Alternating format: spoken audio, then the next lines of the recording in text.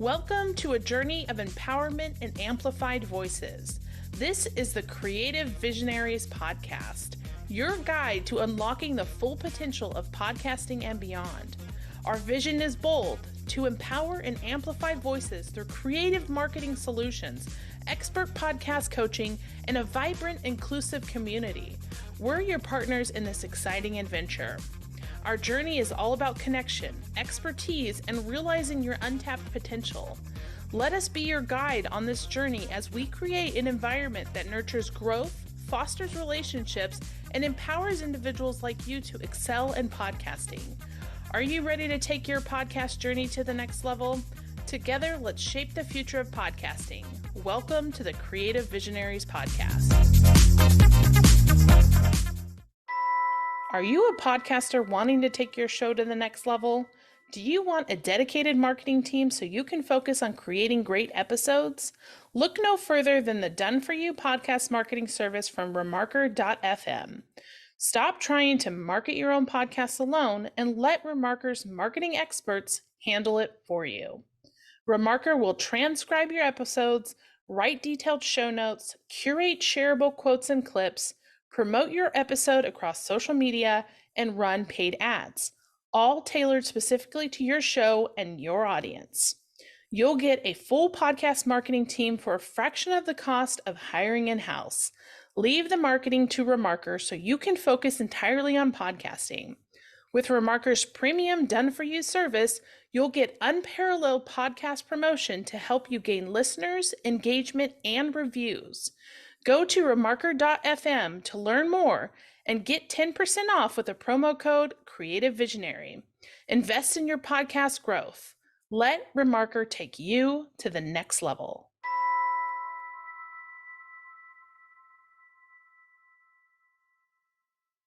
Hi, everyone. Thanks so much for joining us again on the Creative Visionaries podcast. Today, I am super excited to introduce you to our guest, Ripley Rader. Ripley, welcome on the show. Thank you. Thank you. Psyched to be here. This is cool. Yeah, so tell us a little bit about who you are.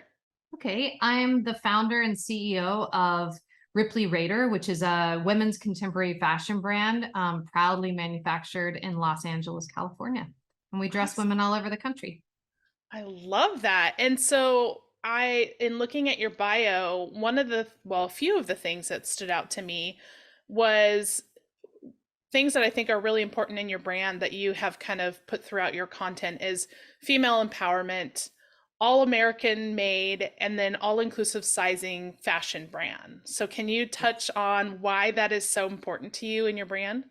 It's funny because I never thought it wouldn't be any of those things. I mean, like, women are already amazing. So I just have this unique opportunity to dress them for times where they feel the need to be armored up. And I think that can be anything from a job interview to a date, to a christening. I mean, whatever it is, a wedding. And I think and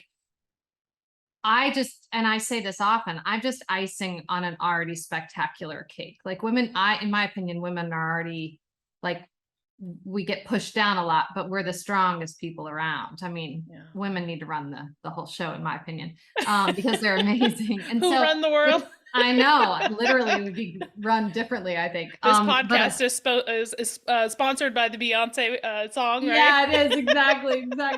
But I think there's this level when you work in fashion, you are intimately connected to, even the most powerful CEO might have reservations about her body, the way she wants to, look in clothes. And for me, it's not about how you look. Looking good is easy. Like, it's feeling good that's more important to me. Absolutely. Like, I want to dress women in clothes that are comfortable, ethically made. Obviously, that was a non-starter for me. And then and I want them to feel good, feel powerful, feel strong, because that just radiates. You feel that way and you walk into a room and people notice. And it doesn't matter what size you are. It doesn't matter. I mean, hot is hot. I don't give a shit if you're like a size, like a tiny little thing, or somebody who's really curvy. Like, it's this idea of, like, quote unquote real women. Well, real women are all of us. Real women are the super itty bitty things. Real women are that we're all these real women that want to feel sexy, strong, powerful, and effortless. So that's my goal with my clothes. And making in America was just, we live in Los Angeles. We have access to incredible factories, and our factory is a woman-owned factory. And who wasn't that wasn't the reason I was glad for it. We were looking at factories and I thought, oh, this is amazing. And so we've worked together like 8 years or something like that. So you become family with the people with whom you work, because we're Yeah. in the same building as them. Yeah, absolutely. And so, where did this passion for fashion come from? Well, I've always made my own clothes. So I was a Broadway singer and dancer until I was like 32, I think, or 30. And but I'd made my own clothes my whole life, starting at age 13. And then like in high school, I like sold a few of my pieces, um and like I made everybody's prom dresses and I made my clothes, but I always said I was never going to monetize sewing because I really enjoyed sewing. And Yeah. I knew if I monetized it, it would change it. So I didn't, I just made my own clothes. And I was in LA 10 years later after I'd gotten off a Broadway tour. I'm at a party, I'm wearing a jumpsuit that I made because I was very poor.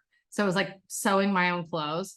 And the editor, no, a buyer that owned a boutique at Fred Siegel, which is like the best boutique in Los Angeles, Yeah. said to me, "Where'd you get this?" I said, "I make it." And she goes, "If you make it, make in America, and you sell it for less than $200 retail, I'll sell you." And so I launched. Oh, And then a week later, I was wearing the same jumpsuit. And the fashion editor for Los Angeles Magazine, Linda Mediato, came up to me and she was like, "Where did you get this?" And I was like, "Crazy story, Linda. I think I'm going to be launching at Fred Siegel."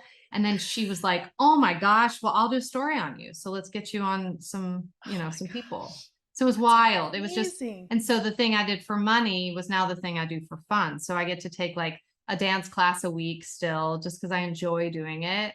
Yeah. And now I don't get to sew as much as I'd like to sew, but I have a bunch of people who are much more talented than I am that do all of the sewing, and I Well, still get to design those pieces, which is well, and it awesome. sounds like you are in like a transition in your life, right? Like you've done the creative and you've done the design and the growth and all this stuff, and now you're mentoring and coaching and growing a whole nother generation Yeah, with but only through my work. So I don't, I think if I can continue to kick ass in my work and create an environment where young women feel empowered to work with me, work for me, build their own companies, because I don't really have, I'd much rather my work speak for me. It's Mm, wonderful in that like my collection, we shoot my collection every season and there's no branding on it. My face isn't anywhere. It's just good quality things. And so yeah, I'd much rather always have my work speak for me. And and then in regards to teen girls, like, and anyone, you can out talk anyone, but you can't really out observe them. So true. if you are a hustler and you work really hard, Mm. it's inspiring to somebody else. For sure. And it's amazing how, like, kind of the sequence of stories, how everything just falls into place, right? It's almost like divine interference or whatever it is, Yeah, right? Like, yeah, yeah, you yeah. happen to be at this one place wearing this jumpsuit and met this one person. It's like all of these pieces just start to come together. And so I think that's a common journey for entrepreneurs, right? Like we feel like we hustle, hustle, hustle. We're doing all the things. We're just kind of, trying to put everything together. And then it's like when we least expect it, Yeah, that's it. That's it. it Yeah. just go. It just It happens. is. Yeah, it does. It does. I mean, isn't it Oprah that says something like luck is when timing meets preparation? And Yes. that's what it is, truly. And so how long ago was it that this happened that you started So, really exploding in your business? well, 10 years ago, we launched the business. And then I brought my husband on 3 years later to help run it. So we're a family business. Love And that. then in the past 2 years, the company just exploded. So it's been, I mean, post-pandemic, really. It's Yeah. been like being on a rocket ship. So it's cool. I'm really And enjoying it. did you ever think that your clothing line would be worn by somebody on like TV or fashion stars or any of those things like the Today Show and like all these cool things that Yeah. you have so far? Yes, I've always thought I would like make something of myself. I love that. What in whatever way. It's like I always knew I would live in a big city, probably in a loft and wear black all the time. Like I had a feeling that was going to be me. Even I mean, I come from a very, very small town in West Virginia. So I knew I would it was cultivated in my family that to be able to to get out and not be afraid of the world, and Yeah. so I always sort of knew I have delusional self-esteem. So like I was sort of like in my mind, I was like, of course, somebody who's gonna, I mean, this is my whole thing. Celebrities are like anybody else or these famous fashion people. It's like I know if I feel good in something, Mm. someone else is gonna feel good in it. It's the same way with starting a company. Like I started this company like because some other like another person much less qualified than me has started a company before. So if they can do it, why, of course I can Right. do it. And so that's the thing with my clothes. It's like we all want to feel the same way. And then some people just have larger stages to stand on, more That's lights so on them. true. But they all really just want to be comfortable. Yeah. Really. Like when they're walking the red carpet, everything. Like so many of celebrities have said to me, like, I just am so comfortable in your clothes, which is so Yeah. convenient. Yeah, Yeah. and it's like it's awesome that what you do makes an impact on people's lives, not only how they look and how they feel and how they are able to, by wearing your clothes, feeling confident in themselves, they can be successful business owners or they can be, famous on the red carpet or whatever it might be Yeah. and really really lean into who they are and feel confident because of the clothes that they're wearing makes them, that empowered feeling, right? So I love that you bridge the gap of Oh, that thanks. creativity and Mhm. making people feel good, and then there's success that comes from that. You just it's a different, you make a difference. Thank you. Thank you. But I do think, I mean, like I said before, clothing is I mean, I feel lucky to be in this industry, but it can be really um it can be sort of silly and then it can also be fabulous and artsy. It's all the things. And so I Yeah. wanted my position I don't play the fashion game. Like I don't do fashion shows. I don't do any of that stuff. But I did want to make sure I was able to dress as many women in America or in the world as possible. That's the Yeah. goal. Yeah. Not just for sales, but because I know that they'll like them. Hmm. And it's a luxury item. I mean, it's a $200 pair of pants. It's a $200 jumpsuit because we make in America and we use really good fabrics. Yeah. And I recognize that that is a splurge for most people. And so it better be good. It better be made perfectly. You better be able to wear it for years. I mean, that's the goal. Yeah. How do you, so you talk about all-inclusive sizing. So how do you, from a creative perspective, how do you make the same outfit fit and wearable for all different sizes? I'm just curious because I know, like, I saw on the Today Show, one of your jumpsuits was featured, and there was a petite young girl, and then there was a curvy woman, right? And so it's Yeah. like, how do you make, I don't know, I'm so curious how you make it fit for all sizes. Well, if it doesn't look good on all sizes, it's not the body's fault. It's the designer's fault, and they don't know what they're doing. And so for me, it's all about proportion. Mm, So it should absolutely look the same, no mm, matter if you're a size 8 or a size 2 or a size 16 or a size 4. The proportions have to be right.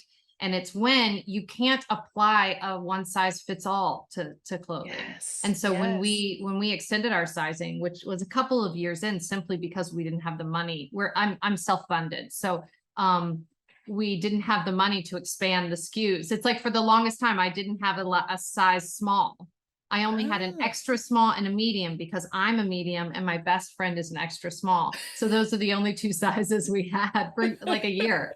And so as a company, we take very small steps because I don't want to be a flash in the pan. And yeah. so we did extra small through large for probably 3 or 4 years until we could get enough capital to continue the sizing.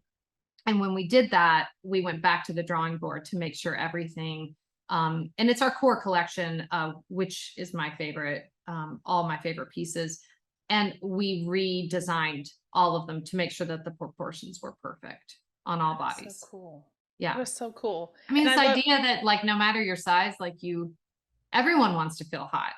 Like it's a yeah. ridiculous thing to think that only like, and I think a lot of contemporary clothing brands my size do not do inclusive sizing. Mm. Um, and a lot of it is financial, realistically. I know a lot of founders and but I'm a little bit like, I don't know, you're in fashion. Like, isn't it your job to dress everyone? I don't know. It seemed like a silly thing, Yeah. you know.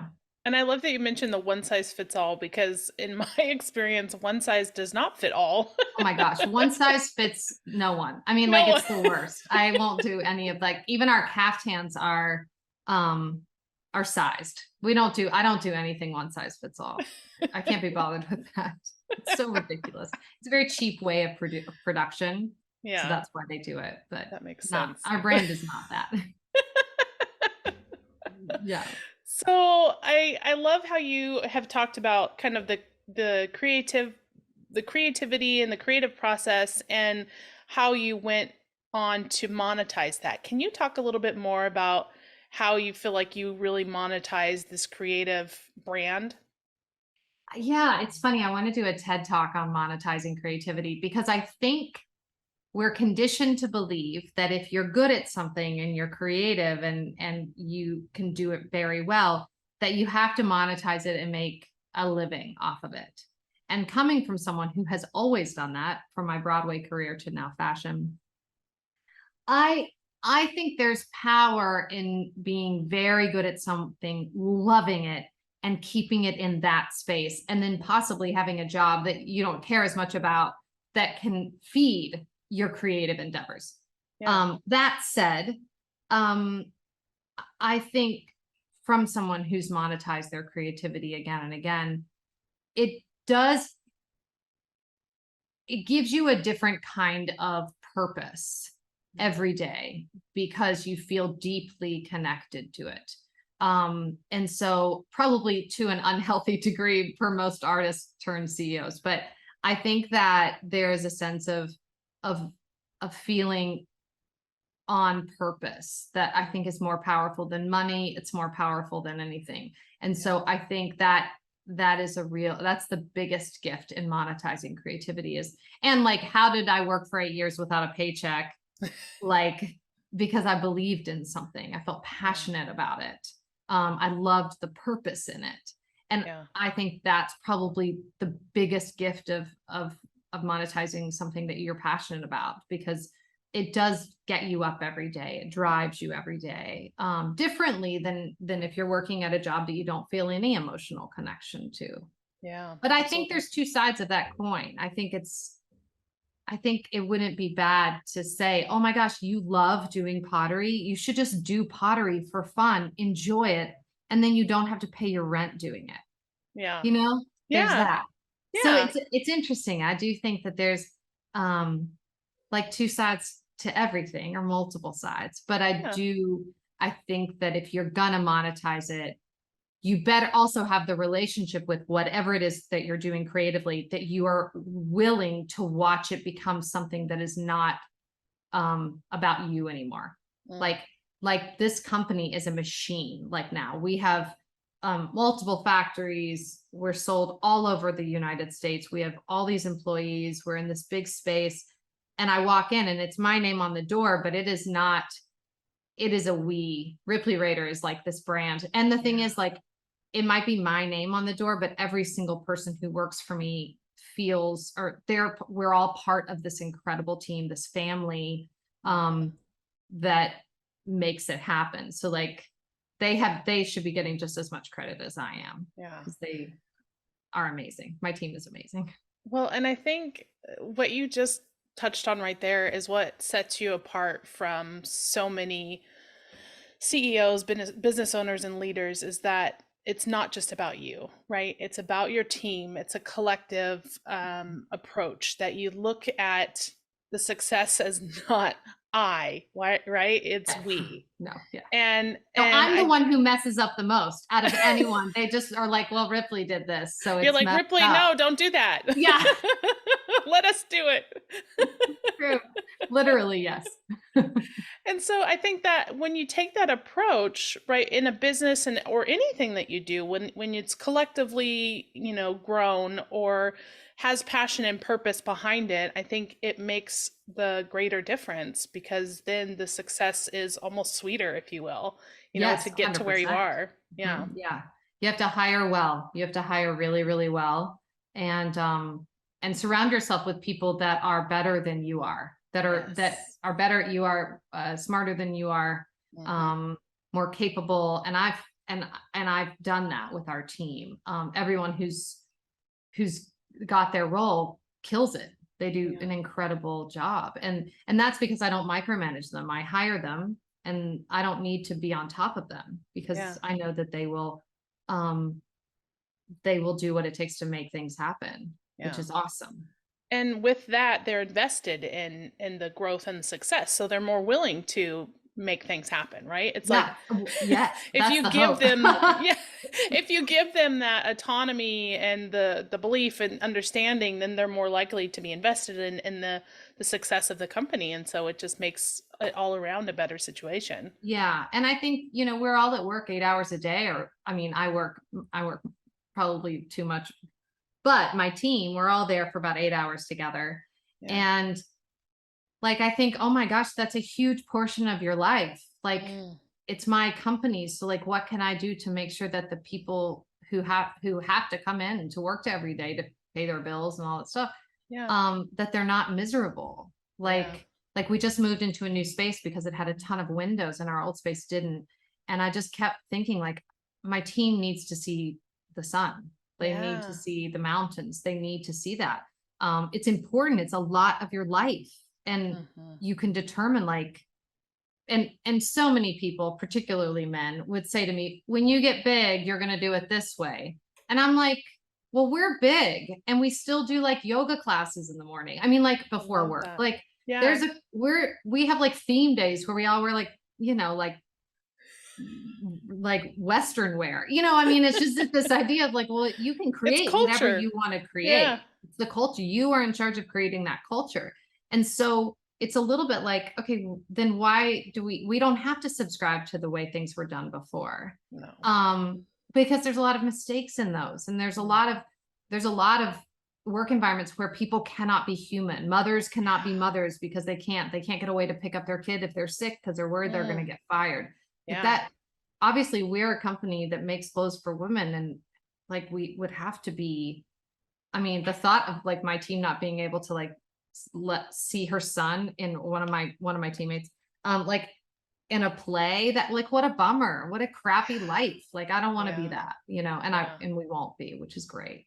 I love that. Yeah. Same. Yeah. And that's part of the reason why I started my own business as an entrepreneur is to be able to make my own schedule and, make a difference in what I'm doing using the skills that I have and have, my children be a priority or, family Yes, of life be a course. priority. Yeah, yeah, any sort of, and I think that's like with our business, it's like, there's a humanness to it. Mhm. And I will not sacrifice that, as Yeah. even as we grow and grow and grow. Yeah. Well, so one of the final questions I want to ask you is I want you to touch on this growth. So we've talked about, you started your business, what was it, 10 years ago, Mhm. and you've gotten to this point now where you are successful, right? You're Mhm. making a difference. You're in, on TV, you have, celebrities wearing your clothes. So what advice can you give entrepreneurs who are kind of in the middle, right? Like they're in the grind, they're trying to get to that successful point, and what would you say to them? Like, what's the in between that's missing that Well, they don't hear? yeah, I mean, I think they have to keep working. Like, also the success goals and whatever, the finish line moves. So you get something and then you're like, oh, but how cool it would be if I got XYZ. Yeah. And so I think that the key for me, at least, when I was in the grind for many, many years, was that I and my husband and I both, we celebrate every victory. And it can be a small victory. Like our orders used to be like 3 orders a day. If we got 4 orders a day, we celebrated. And it wasn't with money. It was just it was like, oh my gosh, this is incredible. Like, I think it's very easy to see yourself as small. Everyone, I'm small, I'm a little thing, blah, blah, blah. It's like, well, we're all small till we're not small. So I think it's really important in the journey of the grind to find your successes and celebrate them, note them, mark them. And then it goes, oh my gosh, then those little, like, I don't know, the successes do grow a little bit, that there are some pretty incredible like successes I've had that I'm like, oh, okay, this is pretty cool. But at the same time, you decide you want to do something else. I mean, the goal, it's like the finish line moves and you go, well, what's the next goal? I'm never content. So I'm always like, what's the next thing? But I do think it's so true. But I think when you're in the grind, you have to just keep connected to why you're doing it and just know that, like, not every day is great. Like, but I do think that there's a beautiful, beautiful payoff if you're willing to keep your head down and work, and stay. I think you really have to be dedicated. I think they're like, when you feel like you're flailing, like, take a walk and find, my best friend always says, you've got to find the essence of you. Like, you have to find the essence of what this is. And so I think it's like, clear your head and then get back to work. And then when you get that tiny victory, you get that one phone call, you get whatever, celebrate it, note it, and don't play small.